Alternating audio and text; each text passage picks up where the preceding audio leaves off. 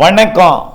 செல்வகுமாரின் Thailand, Malaysia, Singapore, Indonesia, இலங்கை ஆகிய நாடுகளுக்கான வானிலை ஆய்வறிக்கை 2025 நவம்பர் 20 வியாழக்கிழமை அதிகாலை நிலவர ஆய்வறிக்கை. இந்திய நேரப்படி அதிகாலை 4:30 பதிவு செய்யப்படும் ஆய்வறிக்கை. அடுத்தடுத்த நிகழ்வுகள் பசிபிக் பெருங்கடலில் இருந்து தென்சீன கடற்பகுதி வழியாக தாய்லாந்து வளைகுடா வழியாக தாய்லாந்து, மலேசியா, சிங்கப்பூர், இந்தோனேஷியா ஒட்டிய பகுதி வழியாக அந்தமான் மற்றும் சுமத்ரா தீவு வழியாக வங்கக்கடலுக்கு வந்து இலங்கை வந்து தமிழ்நாட்டிற்கு நிறைய மழைப்பொழிவை கொடுக்க போகிறது என்று சொல்லிக் கொண்டிருக்கிறோம். அந்த வழித்தடத்தில் அமைந்திருப்பது தான் தாய்லாந்து, மலேசியா, சிங்கப்பூர். அதற்கு தெற்கு புறம் இருக்கக்கூடிய நிலநடுக்கோட்டு இந்திய பெருங்கடலில் இருக்கக்கூடிய நாடு தான் இந்தோனேஷியா. இந்த நாடுகளிலே மழை பொழிவுகள் எப்படி இருக்கும் என்பதை பார்ப்போம். ஏற்கனவே தாய்லாந்தில் கடும் வெள்ளப்பெருக்கு ஏற்படுத்தி கொண்டிருக்கிறது, வடக்கு மலேசியாவிலையும். நேற்று முன்தினம் மலேசியாவிற்கு வந்த நிகழ்வு மலேசியாவின் முருகன் கோவில், அதாவது கோலாலம்பூர்லாம் மழை பொழிவை கடும் வெள்ளப்பெருக்கு ஏற்படுத்தியது. அந்த நிகழ்வு மிக மெல்ல மேற்கு நோக்கி நகர்ந்து மலேசியா கடந்து இன்றைக்கு அது அந்தமான் கடற்பகுதிக்குள் இறங்கி கொண்டிருக்கிறது.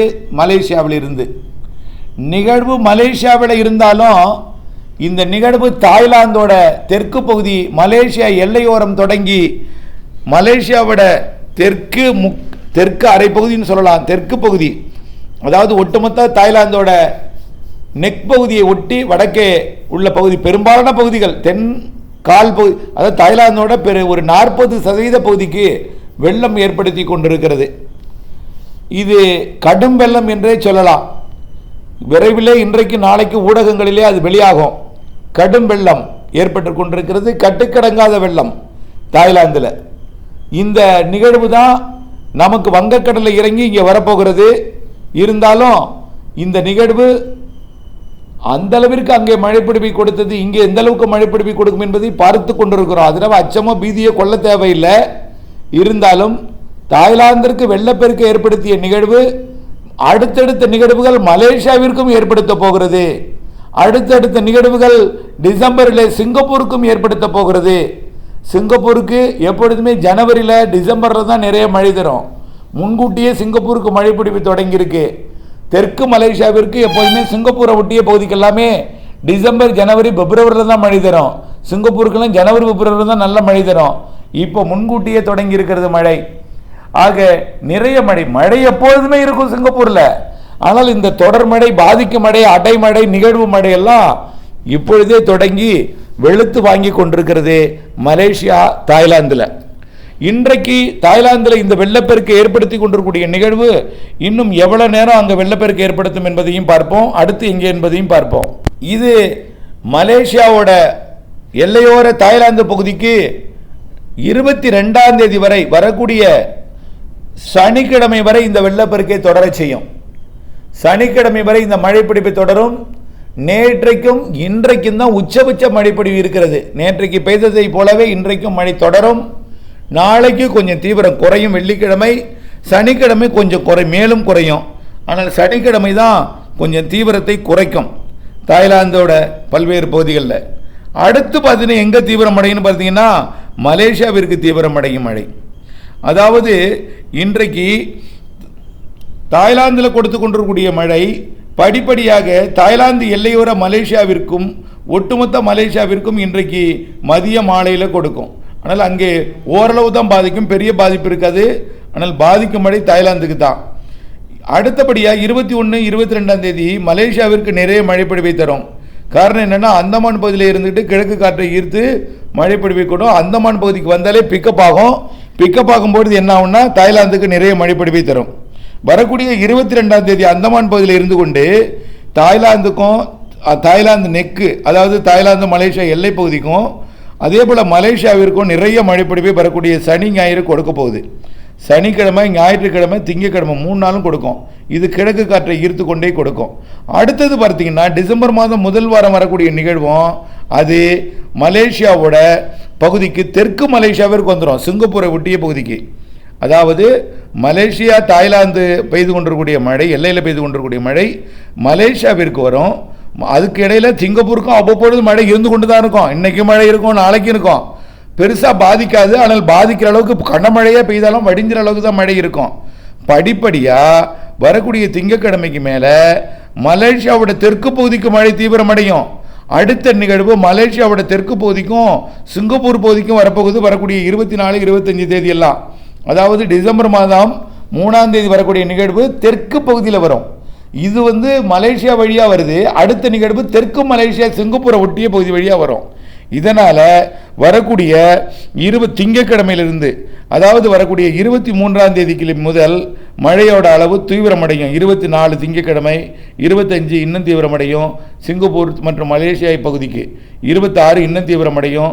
26, 27 வெள்ள பாதிப்பை ஏற்படுத்தலாம் சிங்கப்பூருக்கும் தெற்கு மலேசியாவிற்கும் என்பதை நீங்கள் புரிந்து கொள்ள வேண்டும். ஆகவே இப்படிப்பட்ட நிகழ்வுகள் ஒன்றன் பின் ஒன்றாக வந்து கொண்டிருக்கும், மழை இருக்கும். ஆனால் இந்த உச்சபட்ச பாதிப்பு இருக்குது பார்த்தீங்களா, அது இப்போ நமக்கு இந்த 25ஆம் தேதியிலிருந்து 29ஆம் தேதி வரை வரக்கூடிய நிகழ்வு இப்போ மலேசியாவிற்கு பாதிப்பை கொடுக்கும். அடுத்தது டிசம்பர் மாதம் 3ஆம் தேதியிலிருந்து 5ஆம் தேதி வரை இங்கே வரக்கூடிய நிகழ்வு தெற்கு மலேசியாவிற்கும் சிங்கப்பூருக்கும் பாதிப்பை கொடுக்கும். கொஞ்சம் கவனத்தில் கொள்ள வேண்டியது, சிங்கப்பூர் மலேசியா எல்லை பகுதியில் இருக்கக்கூடிய பகுதிகளுக்கு அடுத்த வாரம் சிங்கப்பூருக்கு வெள்ள பாதிப்பு இருக்கிறது. அதே போல மலேசியாவின் தெற்கு பகுதிக்கு வெள்ள பாதிப்பு தெரிகிறது. எப்படின்னா வெள்ள பாதிப்பு பெருசாக பாதிப்பு இருக்காது. கடந்த சில ஆண்டுகளுக்கு முன்பு ஒரு முறை திடீரென்று மழை பொழிந்து பேருந்து நிலையம்லாம் கூட தண்ணீர் சூழ்ந்தது, சாலைகளில் கடுமையான வெள்ளம் சூழ்ந்தது, திடீரென்று வடிவதற்கு தாமதம் ஏற்பட்டது. அதாவது வடிகால் வசதிகள் சிங்கப்பூரில் டாப் உலக நம்பர் 1ஆக இருந்தாலும் வடிவதற்குள்ள அந்த குழாயிலிருந்து வெளியாவதற்குள்ள அதிகமாக மழை பெஞ்சா என்ன ஆகும்? ஆகவே குறைந்த நேரத்தில் அதிக மழை பிடிப்பு பொழிவதற்கு வாய்ப்பு இருக்கு மலேசியாவோட பகுதிகளிலையும் சிங்கப்பூர் பகுதிகளிலையும். இந்தோனேஷியா பற்றி கவலைப்பட வேண்டாம். தொடர்ந்து இந்தோனேஷியாவுக்கு எப்போதும் மழை பழகி போய்விட்டது அவர்களுக்கெல்லாம். அதனால் அவர்களுக்கு பெரிய பாதிப்பு இல்லை, மழை பழகி போனது. ஆனால் திடீரென்று பெரிய மழை கொட்டும் இடங்கள்லாம் பார்த்தீங்கன்னா பாதிப்பை ஏற்படுத்தும். திடீர் குறைந்த நேரத்தில் அதிக மழை. அது அடுத்த வாரம் சிங்கப்பூர் மலேசியாவிற்கு, இந்த வாரம் மலேசியா தாய்லாந்துக்கு. இந்த வாரம் மலேசியா தாய்லாந்து, சிங்கப்பூருக்கும் இந்த வாரம் மழை இருந்தாலும் பாதிக்காது. ஆனால் அடுத்த வாரம் கொஞ்சம் பாதிக்கும் மழை தெரிகிறது சிங்கப்பூர் மற்றும் மலேசியாவிற்கு. அடுத்தபடியாக இலங்கையை பார்ப்போம். இலங்கையில் மழை பொழிவு இன்றிலிருந்து தொடங்க போகுது. இன்றிலிருந்து ஏற்கனவே தொடங்கிவிட்டது, இன்றிலிருந்து நல்ல தீவிரமடைய போகுது. இலங்கை அருகே இருக்கக்கூடிய நிகழ்வு தொடர்ந்து எல்லா நாளும் மழை பொழிவை கொடுத்து கொண்டே இருக்கும். வரக்கூடிய நிகழ்வு, அதாவது இந்த 25ஆம் தேதி வரக்கூடிய நிகழ்வு இலங்கையோட தெற்கு பகுதியை நெருங்குமா, இலங்கையோட மத்திய பகுதியை நெருங்குமா, அல்லது வட இலங்கை நெருங்குமாங்கிறது இருக்கு. இலங்கையோட தெற்கு பகுதி நெருங்கினுச்சுன்னா ஒட்டுமொத்த இலங்கைக்கே பாதிக்கும் மழை. கிழக்கு பகுதியில் நெருங்கினுச்சுன்னா அது பாதி இலங்கைக்கு கொஞ்சம் பாதிக்கும் மழை. வடக்கு கிழக்கு மாகாணங்களை ஒட்டிய பகுதி நெருங்கினுச்சுன்னா வடக்கு கிழக்கு மாகாணங்களுக்கு மட்டும் பாதிக்கும் மழை. எங்கே இருந்தாலும் தமிழ்நாட்டிற்கு நிறைய மழை என்பதை நீங்கள் புரிந்து கொள்ள வேண்டும். ஆகவே இலங்கையை பொறுத்த வரைக்கும் மழை இன்றிலிருந்து தொடங்கிவிட்டது, தொடர்ந்து இருந்து கொண்டே இருக்கும். அடுத்த நிகழ்வோட நெருங்கும் இடம் தெற்கு இலங்கையா, மத்திய இலங்கையா, வட இலங்கையா, எது எப்படியோ தமிழ்நாடு வருவது உறுதி. இலங்கை எந்த இடத்துல அமையும். ஆனால் இந்த நிகழ்வு 24ஆம் தேதி மழைப்பிடிப்பு கொடுக்கும். அடுத்த நிகழ்வு எந்த இடத்தை நெருங்கும், அது எப்படிப்பட்ட மழைப்பிடிப்பு கொடுக்கும். இந்த மழை நிகழ்வே நிறைய மழைப்பிடிப்பு கொடுக்க போகுது, கொஞ்சம் பாதிக்கிற மழை தான் கொடுக்க போகுது இப்போ இருக்கிற நிகழ்வையே இலங்கைக்கு என்பதையும் தெரியப்படுத்த விரும்புகிறேன். தொடர்ந்து இணைந்திருங்கள் அப்டேட்ஸுடன். நன்றி.